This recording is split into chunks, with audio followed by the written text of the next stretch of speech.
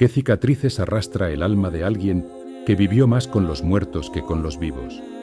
La historia de Lovecraft no comienza con un lápiz ni con libros polvorientos, sino con locura, muerte y un miedo indescriptible que nunca lo abandonó. Nació el 20 de agosto de 1890 en Providence, Rhode Island, en el seno de una familia que muchos considerarían distinguida, pero que escondía secretos más oscuros que cualquier relato que el propio Lovecraft escribiría. Su padre, Winfield Scott Lovecraft, era un vendedor viajero cuya mente comenzó a descomponerse lentamente. En 1893, cuando Lovecraft tenía solo 3 años, su padre sufrió una crisis nerviosa durante un viaje de negocios en Chicago. Fue internado en el Hospital Butler, un asilo psiquiátrico, donde murió 5 años después, diagnosticado oficialmente con paresia, una forma de neurosífilis. Lovecraft siempre sostuvo que su padre murió por agotamiento nervioso, negando la enfermedad venérea hasta el final de sus días. Desde entonces, Howard quedó bajo la influencia absoluta de su madre, Sarah Susan Phillips Lovecraft, una mujer severa, melancólica y emocionalmente inestable. Sarah jamás permitió que su hijo olvidara su linaje aristocrático decadente, ni su deber de ser un caballero. Susan también terminaría sus días en el mismo hospital psiquiátrico que su esposo. Pero no estaban solos. La figura dominante en su infancia fue su abuelo, Whipple Van Buren Phillips, un industrial retirado que llenó su casa con libros antiguos, artefactos exóticos y relatos sobrenaturales narrados a la luz de la chimenea. Fue él quien encendió la chispa que años después se convertiría en una antorcha maldita: el gusto por lo macabro, lo prohibido, lo insondable. A los 7 años, Howard ya recitaba pasajes de la Ilíada en griego clásico. A los 8, escribía sus propios poemas épicos. Pero su salud era frágil. Decía sufrir de colapsos nerviosos constantes que lo mantenían recluido en casa durante largos periodos. Jamás terminó la escuela secundaria, nunca se graduó. Y aún así, la muerte siempre fue su tutora más fiel. En 1904, cuando tenía 14 años, su amado abuelo murió repentinamente. Con su fallecimiento, la fortuna familiar colapsó. Lovecraft y su madre fueron forzados a mudarse a una casa más modesta. Fue entonces cuando comenzó una etapa oscura, casi espectral, en la que Howard se aisló del mundo exterior, pasando días enteros sin salir de su habitación, comunicándose solo a través de cartas y versos. Pero en esa penumbra germinaba algo más que tristeza, una obsesión febril con lo desconocido, lo arcano, lo cósmico. A los 16 años, escribió un ensayo titulado La ciencia de la poética y empezó a publicar textos en revistas amateur. Su pluma, afilada y erudita, no pasó desapercibida. Era arrogante, sí, pero también brillante.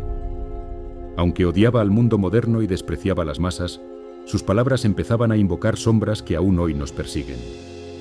Sin embargo, los años de su juventud no fueron simplemente de estudio. Lovecraft asegura haber tenido visiones nocturnas indescriptibles desde niño, sueños donde seres imposibles susurraban en idiomas olvidados. Aunque él insistía en que eran meros trastornos del sueño, muchos de sus conocidos estaban convencidos de que Lovecraft creía en lo que escribía, al menos en algún rincón prohibido de su alma. Así empezaba la gestación del panteón cósmico. De sus delirios surgían nombres como Nyarlathotep, Azathoth y, por supuesto, Cthulhu. Pero aún era joven. Aún faltaba la vida adulta, las traiciones del corazón, el hambre, el olvido y la inmortalidad póstuma.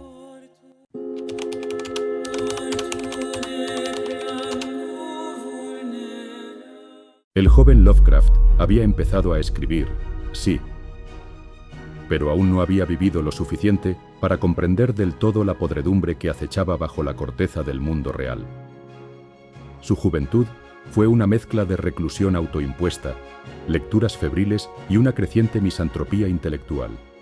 Pero la adultez trajo algo más cruel que la enfermedad o el aislamiento, la humillación de tener que vivir como un ser común. En 1914 estalló la Primera Guerra Mundial. Lovecraft, aunque fervientemente anglófilo y patriota, no se enlistó, Su salud, tanto física como mental, lo alejaba de cualquier frente. En su lugar, comenzó a destacarse en el mundo literario amateur, donde cultivó una reputación temida por su lengua mordaz y sus juicios implacables. No tenía paciencia para lo que consideraba mediocridad, y sus críticas podían incomodar, pero también imponían respeto. Fue en este círculo de publicaciones amateur y fanzines donde Lovecraft empezó a dejar huella. Lo apodaban el ermitaño de Providence, aunque su aislamiento era solo físico. Mantenía correspondencia constante con más de un centenar de escritores, en cartas que a veces se extendían por decenas de páginas. Sin proponérselo, comenzaba a tejer una red de seguidores que lo leerían mucho después de su muerte. En ellas discutía desde arquitectura gótica hasta física cuántica, desde literatura persa hasta sus teorías sobre el terror cósmico. Pero la vida no era gentil. En 1919, su madre, quien lo había criado en una prisión emocional de sobreprotección y repulsión, fue finalmente internada en el mismo hospital psiquiátrico donde había muerto su esposo. Sufría alucinaciones. Aseguraba que criaturas le susurraban desde los muebles. Lovecraft la visitaba cada día, y cuando murió en 1921, él se quebró. Escribió que la muerte de su madre lo había dejado libre, pero también desnudo ante el vacío. Fue en ese vacío donde ocurrió algo inesperado: el amor. Ese mismo año, en una convención de periodistas aficionados en Boston, conoció a Sonia H. Green, una inmigrante judía, empresaria, escritora aficionada y 12 años mayor que él. Era todo lo que Lovecraft no era: extrovertida, pragmática, llena de vida. Contra todo pronóstico, se casaron en 1924, y él, el ermitaño, el misántropo, se mudó a Nueva York, ciudad que odiaba con una intensidad casi religiosa. Allí vivió la etapa más deprimente de su vida. Nueva York lo devoró. No consiguió empleo. Sonia lo mantuvo económicamente mientras él vagaba por bibliotecas y museos. Su racismo, ya presente desde joven, se exacerbó en esta ciudad multicultural. Describía con horror la mezcla de razas, los barrios extranjeros, los rostros distintos al suyo. En cartas, comparaba a los inmigrantes con horrores lovecraftianos. Este desprecio hacia lo otro alimentó parte de su obra más perturbadora. En 1926, después de separarse amistosamente de Sonia, nunca se divorciaron legalmente, Lovecraft huyó de Nueva York como si huyera de una pesadilla, regresando a Providence con el alma deshecha.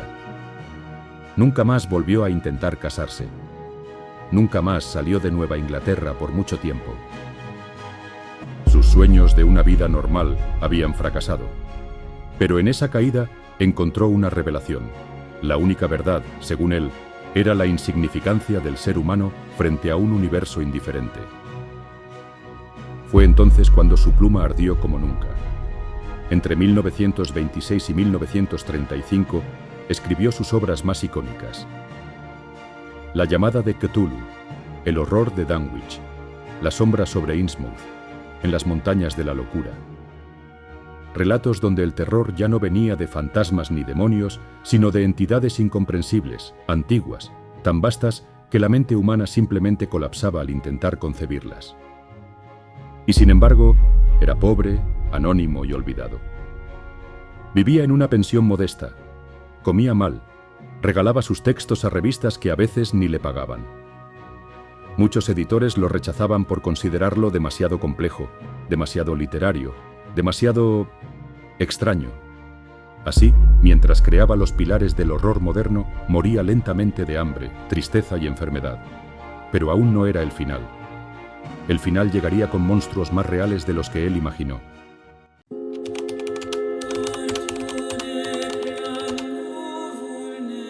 ¿Qué sucede cuando un genio muere en la oscuridad sin saber que un día será venerado como un dios? Lovecraft nunca imaginó que, décadas después de su muerte, su nombre se pronunciaría con la misma reverencia que los de Edgar Allan Poe o Kafka. En vida fue un espectro ignorado, un escritor marginado, un muerto en cámara lenta. A partir de 1936, la enfermedad comenzó a devorar su cuerpo con la misma lentitud con la que la desesperanza devoraba su alma. Sufría de fuertes dolores abdominales que inicialmente atribuyó a su mala alimentación. Como siempre, evitó ir al médico hasta que ya era demasiado tarde. En 1937, fue diagnosticado con un cáncer de intestino delgado en estado avanzado. También padecía una forma severa de malnutrición. Durante los últimos meses de su vida, llevó un diario de su sufrimiento físico, un documento tan perturbador como cualquiera de sus cuentos. Pero en esos mismos días oscuros comenzó a formarse algo insólito, un círculo de devotos escritores, conocidos como los Lovecraftianos, que lo reconocían como el gran innovador del horror moderno. Figuras como August Derleth, Robert E. Howard, creador de Conan el Bárbaro, Clark Ashton Smith y Robert Bloch, autor de Psycho, no solo se carteaban con él, lo veneraban. Intercambiaban ideas, creaban nuevas historias dentro de su mitología y lo animaban a seguir escribiendo. Lovecraft, irónicamente, fue siempre muy duro consigo mismo. Se refería a muchos de sus primeros textos como torpes o fallidos, y rara vez parecía satisfecho con lo que escribía. Nunca completó una novela ni publicó un libro en vida. Su obra circuló en revistas pulp, mientras él dudaba de su verdadero valor, sin saber que estaba creando una mitología que lo haría eterno. Murió el 15 de marzo de 1937, a los 46 años, pobre, desconocido y solo. Fue enterrado en el cementerio Swan Point de Providence, bajo una lápida sencilla. Nadie supo entonces que ese nombre grabado en piedra sería un día sinónimo de un género entero. Pero la muerte no fue el final, fue el inicio de su resurrección mitológica. August Derleth, uno de sus mayores admiradores, fundó junto a Donald Wandrei la editorial Arkham House, dedicada a preservar la obra de Lovecraft después de su muerte. Fue Derleth quien reorganizó y expandió su universo, acuñando el término que hoy resuena como un conjuro prohibido, los mitos de Cthulhu. Una decisión polémica, porque impuso una visión dualista, con fuerzas del bien y del mal, que Lovecraft jamás compartió. Y aún así, sin ella, el culto moderno quizás nunca habría despertado. Durante los años 50 y 60, su fama comenzó a crecer como una entidad dormida que despierta lentamente de su letargo. Escritores, cineastas, músicos, artistas visuales, todos comenzaron a beber de su pozo venenoso. Stephen King lo llamó el más grande artesano del horror del siglo XX. Las bandas de black metal lo transformaron en símbolo. Videojuegos, cómics y películas comenzaron a poblarse de monstruos tentaculares, libros prohibidos y ciudades hundidas bajo el océano. ¿El resultado? Lovecraft pasó de ser un autor maldito a un ícono de la cultura pop. Pero su legado arrastra una sombra muy real, su racismo. En cartas personales y algunos relatos, expresó ideas profundamente xenófobas y prejuiciosas, opiniones que hoy resultan repulsivas y que han generado un debate inevitable sobre cómo leer a un autor cuya imaginación fue tan vasta, como sus miedos a lo diferente. Algunos defensores intentan contextualizarlo como producto de su tiempo, pero lo cierto es que incluso para su época, su racismo era virulento. En 2014, la World Fantasy Award retiró su busto como trofeo principal debido a esta controversia. Y sin embargo, esa contradicción alimenta su leyenda. Porque Lovecraft no fue un monstruo ni un mártir. Fue un hombre desgarrado por el miedo a lo diferente, a lo incomprensible, al universo. Y transformó ese miedo en arte. El mismo arte que hoy inspira religiones ficticias, juegos de rol, tatuajes, ensayos filosóficos, películas y sueños lúgubres. Su epitafio reza, I am Providence. No fue una frase pensada para una lápida, pero sí la escribió en una carta, y sus seguidores la rescataron como símbolo de su unión eterna con su ciudad natal, y con los abismos que nunca dejó de explorar. Y es que, quizás, Lovecraft nunca murió. Solo cruzó el umbral y nos observa desde algún lugar más allá del tiempo, del espacio y de la razón.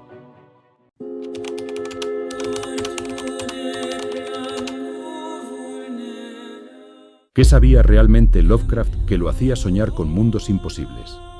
¿Era solo ficción? o las miles de cartas que escribió esconden pistas de una verdad más aterradora que cualquier novela.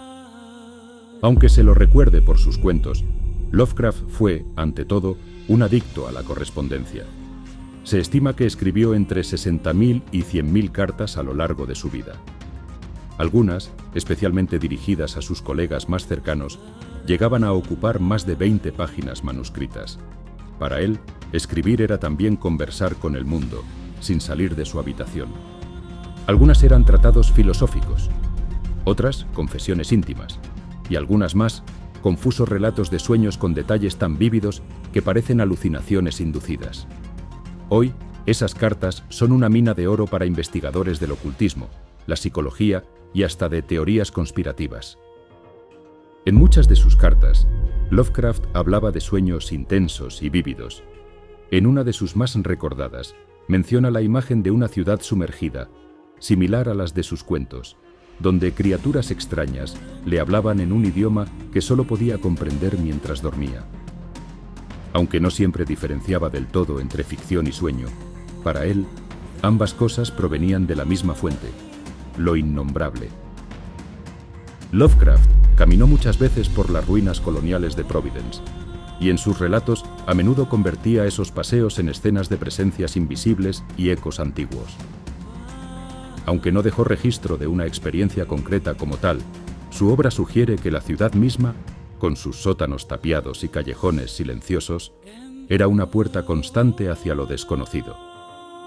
Años después, uno de sus lectores aseguró haber visitado los mismos sitios, identificables por sus descripciones, y haber vivido experiencias similares. ¿Autosugestión o un rastro de lo innombrable? Algunos autores esotéricos del siglo XX llegaron a afirmar que Lovecraft no inventó sus relatos, sino que canalizaba verdades ocultas sin saberlo. Uno de los más conocidos fue Kenneth Grant, discípulo de Aleister Crowley, quien décadas después de la muerte de Lovecraft lo describió como un canal inconsciente del saber arcano. Según Grant, los mitos no eran invención, sino revelación. Según Grant, los primigenios eran entidades reales percibidas por el inconsciente colectivo, y Lovecraft, como visionario, simplemente los captaba. Aunque nunca se ha encontrado evidencia directa de contacto entre ellos, las ideas de ambos hombres coinciden de forma escalofriante. ¿Y qué decir del Necronomicon?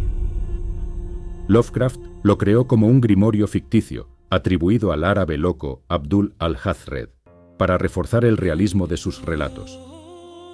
Pero el mundo se lo tomó en serio. Con los años, han surgido múltiples ediciones apócrifas del Necronomicon, algunas con pasajes traducidos del original en árabe y otras que aseguran haber sido recuperadas de monasterios tibetanos. Ficción convertida en mito, mito convertido en mercancía. ¿Pura fantasía? Probablemente.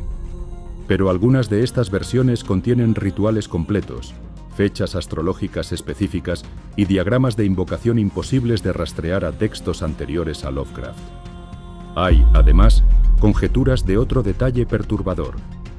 En su infancia, Lovecraft sufría episodios recurrentes de parálisis del sueño. Despertaba inmóvil, con la sensación de una presencia en la habitación. Estas experiencias alimentaron muchos de sus relatos. Lovecraft describe una misma figura, una entidad sin rostro, alargada, cubierta de sombras líquidas que se pegaba a su cuerpo mientras dormía.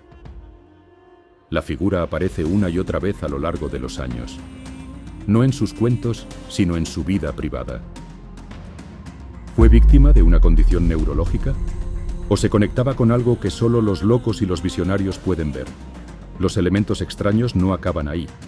En una ocasión, se dice que Lovecraft escribió una carta en la que decía haber soñado con un relato titulado The Night Ocean, que supuestamente escribió otro autor. Y relatan que, años después, un escritor llamado R. H. Barlow, amigo íntimo y albacea literario de Lovecraft, escribió exactamente ese cuento. Cuando se lo mostró, Lovecraft simplemente respondió: «Lo reconocí antes de leerlo. Lo soñé hace años». ¿Mitos alrededor de Lovecraft? Cientos. Raro. Demasiado raro para descartarlo. Este tipo de coincidencias alimentan no solo su leyenda, sino una incómoda pregunta. ¿Y si Lovecraft no imaginó a los primigenios? ¿Y si simplemente los recordó?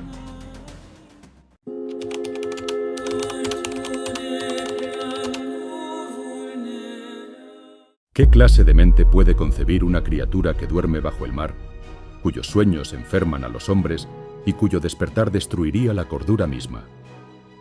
Para entender la magnitud de su obra, hay que desentrañar sus obsesiones más profundas.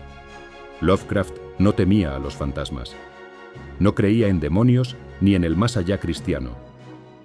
Su horror era cósmico, científico y filosófico. Temía a lo desconocido, sí, pero más aún temía a lo incognoscible, aquello que el ser humano jamás podrá entender, porque su cerebro no está diseñado para comprenderlo. Fue lector apasionado de científicos como Einstein, Newton, Schopenhauer y Freud. Estaba al tanto de los descubrimientos más avanzados de la época y los odiaba. Sentía que cada avance científico no traía progreso, sino más preguntas, más vértigo, más evidencia de que la humanidad no era más que una mota microscópica en un océano de indiferencia universal. Esto dio origen a sus monstruos. Cthulhu, creado en 1926, es un ser de inmensas proporciones, parte pulpo, parte dragón, parte dios. Pero lo más aterrador no es su forma, es su influencia onírica. Duerme en la ciudad sumergida de R'lyeh, y cuando sueña, los humanos sueñan con él. No necesita despertar para destruirnos, basta con que exista. Cthulhu no es malo, ni diabólico, simplemente es. Lovecraft escribió: no está muerto lo que yace eternamente, y con el paso de extraños eones, incluso la muerte puede morir. Esta línea, extraída del ficticio Necronomicon, condensa su visión del universo. La muerte no es final y el tiempo no es refugio. Solo el olvido ofrece paz, y ni siquiera eso es seguro. Pero detrás de todo esto hay una verdad incómoda. Lovecraft sentía desprecio por gran parte de la humanidad. La consideraba vulgar, primitiva, incapaz de comprender el orden del universo. Sus ideas racistas no eran solo culturales, sino profundamente arraigadas en su visión del mundo. Veía el mestizaje como una forma de decadencia, una amenaza a lo que él consideraba pureza intelectual y estética. Ese pensamiento, hoy con razón condenado, alimentó muchas de sus historias, donde el verdadero horror no es el monstruo, sino la pérdida de identidad, la mezcla, la degeneración. Y sin embargo, ese desprecio por el ser humano también lo convirtió en un visionario. Porque en un siglo donde muchos escritores aún escribían sobre el bien contra el mal, Lovecraft escribió sobre el caos contra la nada. Sobre el miedo no a morir, sino a saber demasiado. En su universo, la verdad no libera, enloquece.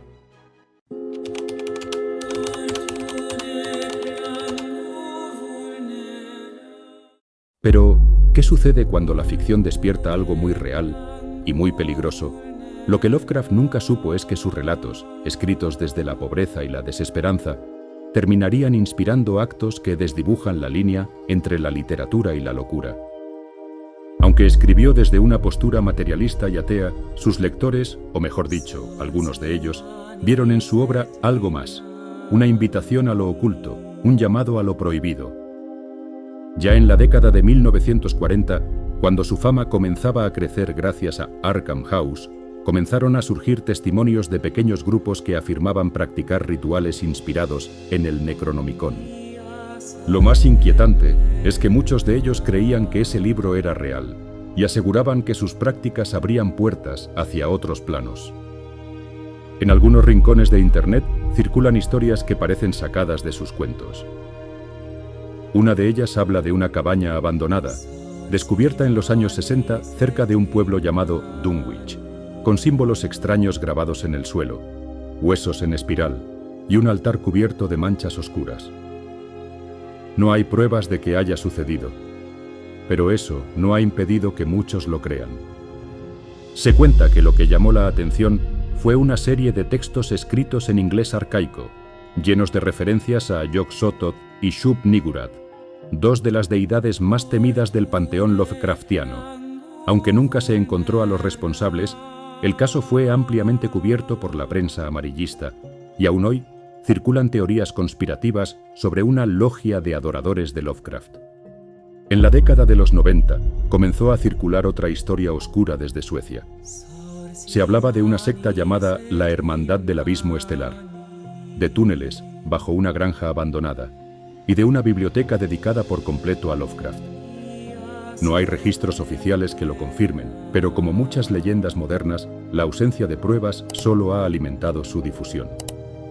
En esta historia se cuenta que las autoridades hallaron una réplica del Necronomicon escrita a mano, con más de 400 páginas, donde uno de los miembros sobrevivientes declaró: Lovecraft no inventó nada, solo transcribió lo que se le mostró en sueños. Con esto el horror trascendió y las redes underground de culto a Lovecraft se multiplicaron. Incluso en Internet hay comunidades donde se exploran rituales Lovecraftianos, mezclando magia del caos, geometría simbólica y sueños lúgubres como ejercicios creativos o espirituales. A veces lo hacen como juego, otras como metáfora, y algunos tal vez con una fe más literal de la que admitirían. Algunos usuarios afirman haber visto a Nyarlathotep en sueños colectivos inducidos por privación sensorial, mientras otros aseguran haber sufrido alucinaciones tras realizar la apertura del tercer sigilo de R'lyeh. Aunque la mayoría son claramente fantasías o juegos de rol extremos, los expertos en criminología no descartan que algunos casos hayan terminado en daño real. El mito se volvió carne, la ficción, religión, y la muerte, un acto de devoción. Lovecraft, en vida, jamás imaginó esto, pero quizás lo presentía. Quizás por eso dejó tantas advertencias en sus textos. No leas demasiado, no investigues lo inefable, no mires detrás del velo, porque detrás de la página puede haber algo que te devuelva la mirada.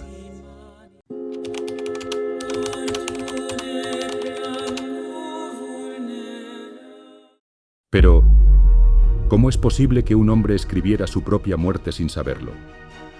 ¿Y si cada uno de sus relatos fue, en realidad, una especie de necrología cifrada?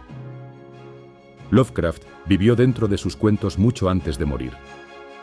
Muchos lectores apasionados, y algunos críticos literarios más osados, han encontrado inquietantes similitudes entre la vida de Lovecraft y los destinos de sus personajes.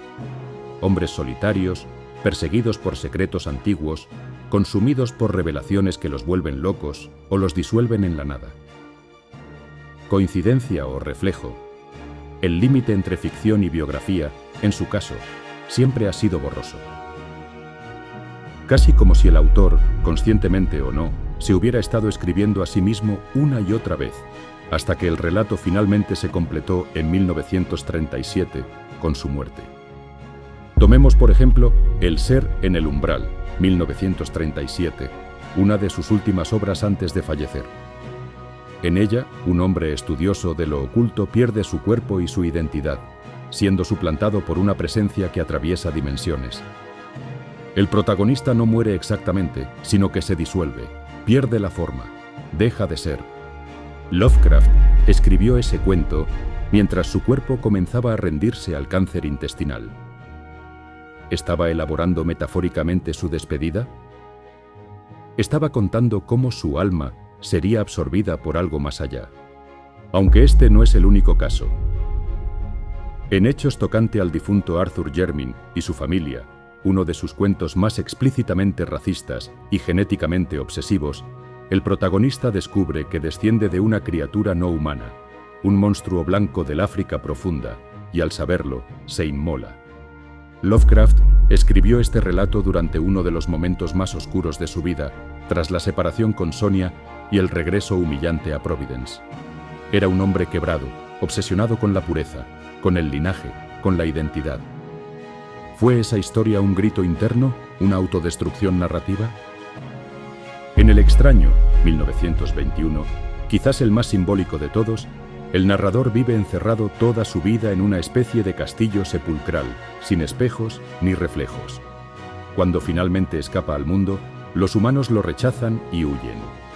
Al final, al verse en un espejo, comprende la verdad.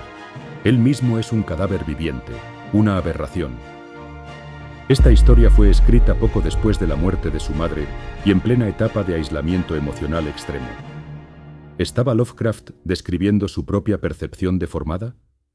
¿Su horror ante sí mismo? Hay estudiosos que han hecho análisis lingüísticos comparando las fechas de sus cuentos con eventos personales, y los resultados son inquietantes. Las narraciones más sombrías siempre coinciden con periodos de pérdida, enfermedad o desesperanza. Incluso su lenguaje se vuelve más fragmentado, más circular, más obsesivo.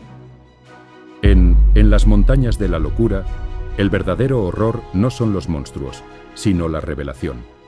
Todo lo que creíamos sobre el origen de la humanidad es mentira, y esa verdad no libera, enloquece. Lovecraft no terminó su vida rodeado de criaturas mitológicas, pero sí atrapado en una visión del universo donde el conocimiento no da consuelo. Solo vértigo. Un patrón más extraño aún aparece al observar cómo sus personajes nunca mueren de forma directa. Siempre desaparecen, se disuelven, se vuelven otros. Es como si Lovecraft, en el fondo, rechazara la idea de la muerte como fin.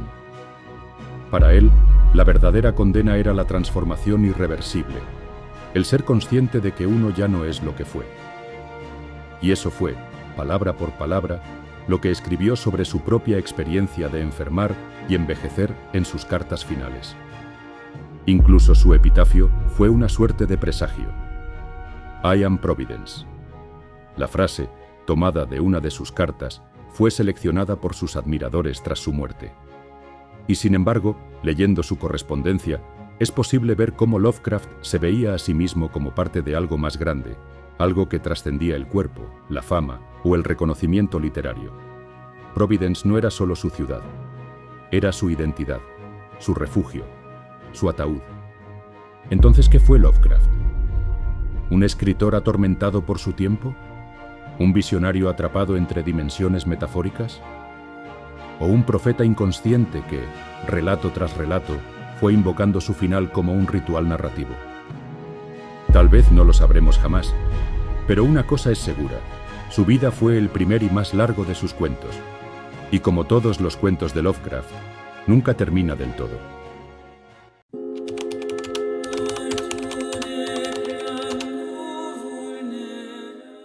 ¿Qué ocurre cuando la muerte de un autor da paso al nacimiento de un mito, pero el mito ya no le pertenece?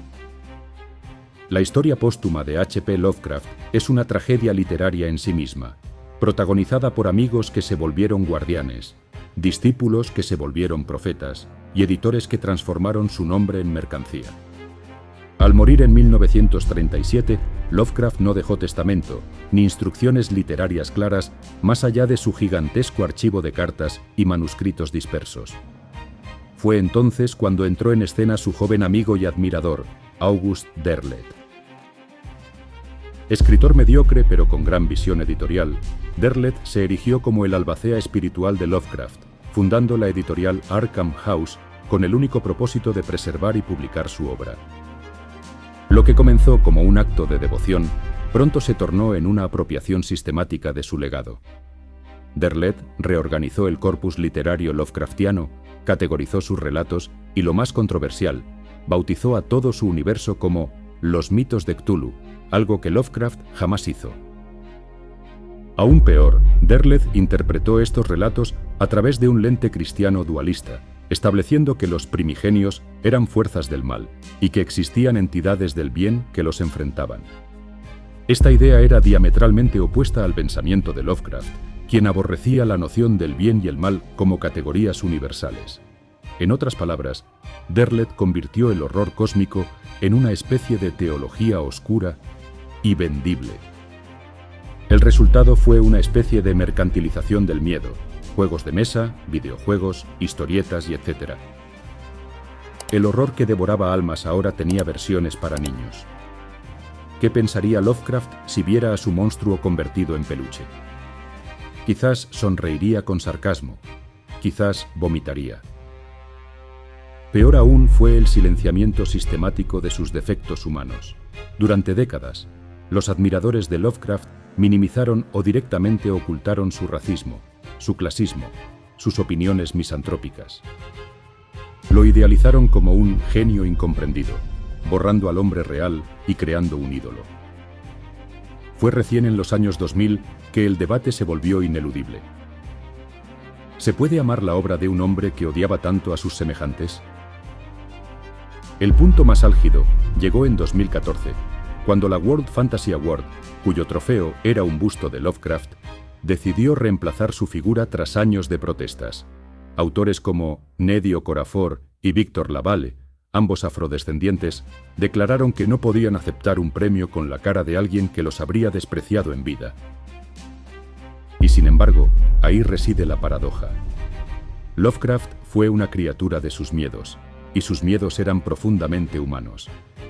Su obra sobrevive, pero su imagen es una batalla, entre el profeta y el paria, entre el creador y el monstruo. Lo más inquietante es que él, en vida, predijo esta desfiguración.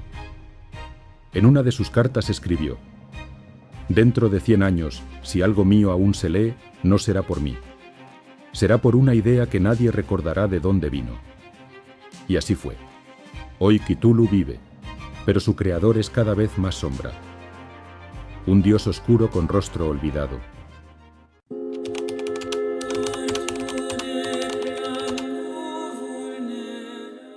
¿Qué queda cuando muere un hombre? ¿Y qué queda cuando lo que ese hombre dejó atrás es un abismo que sigue creciendo con cada generación?